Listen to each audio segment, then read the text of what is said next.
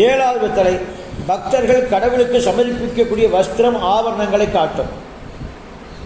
பக்தர்கள் அன்பா தேவதைக்கு அங்கே மூலவருக்கு காட்டக்கூடிய அந்த வஸ்திரங்கள் ஆபரணங்கள் இதெல்லாம் வாங்கிட்டு வர்றாங்க இல்லையா, அதில் இருக்க தோஷத்தை காட்டும். அதில் சில தோஷங்களோடு வரும். அதுக்காக கோயில் அங்கே வரும்போது உங்களுக்கு அதை தீர்த்தத்தை ஊற்றி தூய்மைப்படுத்தான் எடுப்பாங்க. அந்த சுவாமிக்கு அது உள்ளே வரும்போது டக்குன்னு உள்ளே கொண்டு போக மாட்டாங்க, வெளியே வச்சு சுத்தப்படுத்தா. அது விஷயம் தெரிந்த ஆச்சாரியர்கள் அதை செஞ்சு வச்சவர்களும் செய்வாங்க. ஆனால் எல்லா நாளையும் தெரியுதான்னா புதுசாக வர இளைஞர்களுக்கு தெரியுது, அப்படியே போல சார்ந்து பண்ணிடுவாங்க. உள்ளே கொண்டு வந்து அங்கே இதனுடைய தாக்கம் இருக்கக்கூடிய கழிவு வாட அங்கே ஒரு அருவறுப்பை ஏற்படுத்திடும். அதனால் அந்த கோயில் பாதிச்சு கிடக்கும். அதையும் உங்களுக்கு அதை காட்டி கொடுக்கும்.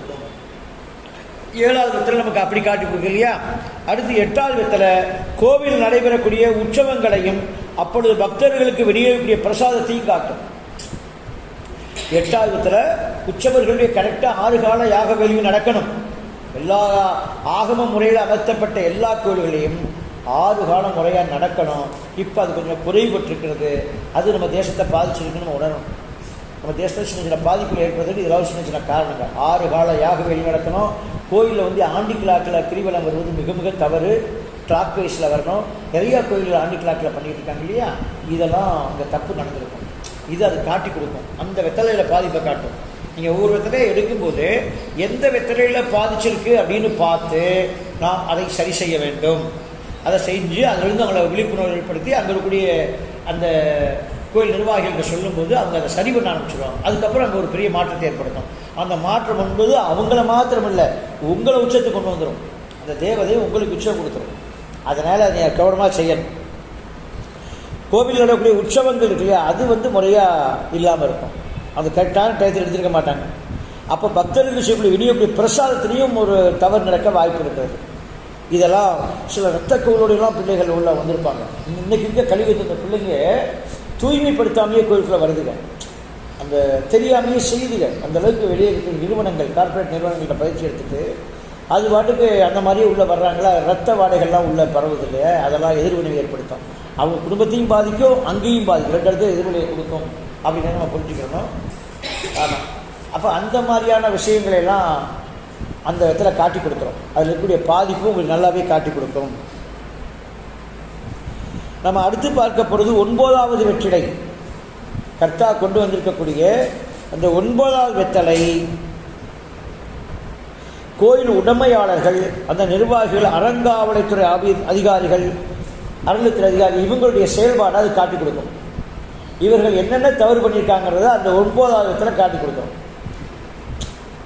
அந்த வெத்தலையை வச்சு தான் இங்கே பிரச்சனை என்ன மையப்புள்ளி இருக்குது. ஒரு இடத்துல 3 வெத்தலை 4 வெத்தலோட பிரச்சனை வரும்.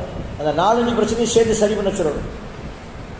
வெறும் எல்லா வெத்தலையும் நல்லா இருக்குது, 9வது வெத்தலை மட்டும்தான் பாதிச்சுக்குன்னா அங்கே அதிகாரிகிட்ட தான் பிரச்சனை இருக்குது. அவங்க ஏதோ தப்பு பண்ணிக்கிட்டே இருக்கிறாங்க, உள்ள புரியாத ஆள் உள்ளே உட்காந்துருக்காங்க அப்படின்னு அதை காட்டி கொடுத்துரும் நமக்கு. ஸோ அதை வச்சு அந்த நபரால் தான் பிரச்சனைங்கிறத நம்ம வெளிப்படுத்திட்டோம்னா அப்புறம் அவங்களுக்குள்ள பிரச்சனை சரி பண்ணிட்டு போகிறாங்க. அது உங்கள் வேலை, இது செய்யணும். அடுத்து நம்ம பகுதி 10வது வெத்தலை பூஜை செய்பவர்கள் அர்ச்சகர்கள். பூஜை செய்பவர்கள் அர்ச்சகர்கள் இவர்களால் ஏற்படக்கூடிய குறைபாடுகள்.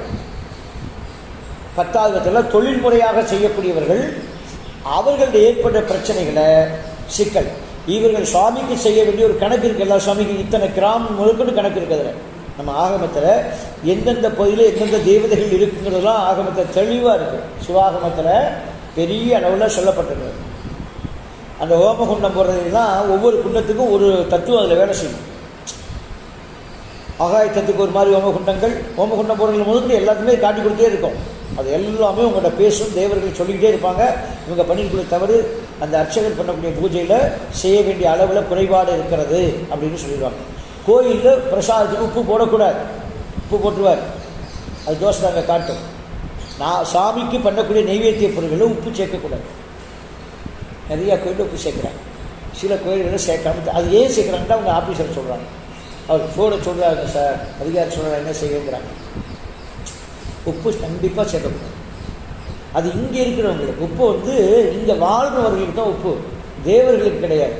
அங்கே தேன் தான் பயன்படுத்தும், அங்கே மாற்றி பயன்படுத்திட்டு இருப்பாங்க. அது அங்கே பிரச்சனை உருவாக்கிட்டே இருக்கு. அந்த சுவாமி சப்போர்ட் பண்ண முடியாமல் அதெல்லாம் தடை ஏற்படுத்திக்கிட்டே இருக்கும், டிஸ்டர்ப் பண்ணிக்கிட்டே இருக்கும். இப்போ சாமி நைவேத்திய பொருளில் உப்பு சேர்க்கக்கூடாது. அதெல்லாம் கேட்குற ஆட்கள் யாருன்னு தெரியல, இனிமேல் தான் கேட்க போகிறோம். எல்லோரும் கேட்குறவங்க தான் கேட்கணும். ஏன் உப்பு போட்டுருக்கீங்க சார், யார் சொல்லிக் கொடுத்தா, அப்படி ரூல்ஸ் இருக்கான்னு கேட்கணும். கேட்டால் அவங்க கொஞ்சம் மாற்ற வாய்ப்பு இருக்கிறது. மாற்றும்போது மாற்றம் மகிழ்ச்சி அந்த இடத்துல வரும். சுவாமி பிரசாதத்தில் உப்பு சேர்க்கக்கூடாது.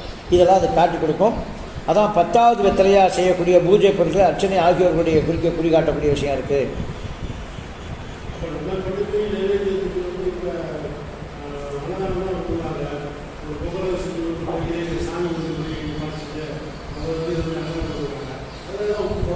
அன்னதானம் என்பது வேறு, சுவாமிக்கு படைக்கிறது என்பது வேறு. வெளியே பண்ணுறது உப்பு போட்டுக்கலாம் சார். அன்னதானங்களில் நெய்வேத்தியம் கொஞ்சம் தான் பண்ணுவாங்க சாமிக்கு, அதில் உப்பு சேர்க்கக்கூடாது. அது கமன்னு நெய் தான் இருக்குது, நெய் தேன்.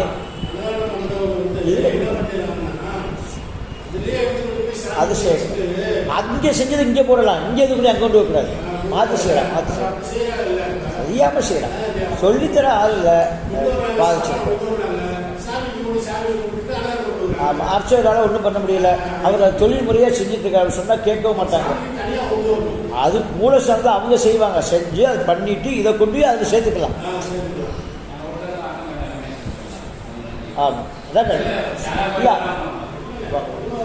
அவங்க ஆகமத்தில் சொல்லு.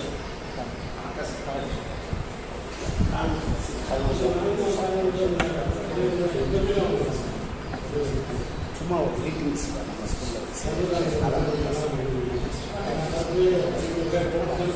வணக்கம்மா நீங்கள் பக்கத்தில் சரி நாங்கள் அது வேறு. இது ஜோதிட கிளாஸ் மாணவர். சரி, அதனால் நம்ம அதெல்லாம் கொஞ்சம் கவனிச்சுட்டு சுவாமி ஐயா சொன்ன மாதிரி தான் மூலஸ்தானத்தில் இந்த ஆகும் பெரிய கோயில்கள்லாம் அனுமதிக்க மாட்டாங்க, அங்கேயும் நிப்பாட்டிடுவாங்க. அந்த அளவுக்கு அவங்க தன்னை உறுதியாக நின்றுட்டு இருக்காங்க. சுவாமியுடைய அனுக்கிரகத்தில் ஒழுங்காக பண்ணிட்டு இருக்காங்க. சில இந்த மாதிரி கோயில்கள் தான் அங்கெல்லாம் வருவாங்க. அந்த மாதிரி சின்ன சின்ன கோயில், கிராம கோயில்கள் அது மாதிரி நடக்கும். செய்ய தெரியாமல் தான் செய்கிறாங்க, சொல்லித்தர ஆள் இல்லை. முன்னொரு காலங்களில் ஒவ்வொரு கோயிலும் ஒவ்வொரு கிராமத்திலும் ஒரு ஜோதிடர் இருப்பார், ஒரு ஊருக்கு ஒரு ஜோதிடர் உட்காந்துருப்பார், வழிகாட்டிக்கிட்டு இருப்பார். இன்றைக்கி அதெல்லாம் ஒட்டஞ்சி நிறையா கிராம கோயிலில் பாதிச்சு கிடக்கு. அது காரணம் அவர் இல்லை, அது வழிநாட்டு. அடுத்தடுத்த தலைமுறையில் அவங்க வம்சாவளியினரும் கூட பெயிண்ட் அடிக்க போகிறேன், வெள்ளடிக்க போகிறேன், ஏதோ வெளியூர் ஓட விட்டாங்க, ஊரை விட்டு ஓடிடுச்சுங்க. இப்போ திரும்ப அதுக்கான சூழலை சுவாமி இப்போ தான் சிறுகரித்தியால் எடுத்துகிட்டு வந்துக்கிட்டுன்னு சொல்லப்போ 2 வருஷமாக பெரிய அளவில் செஞ்சுட்டு இருக்க அந்த வேலையை. சரியா? 11வது வெத்தலை கோவில் நெடுங்காலமாக நடைபெற்று வருகின்ற பூஜை முறைகள், வேத பாராயண முறைகள், உற்சவ அனுஷ்டானங்கள் ஆகியவற்றை குறிக்கின்றன.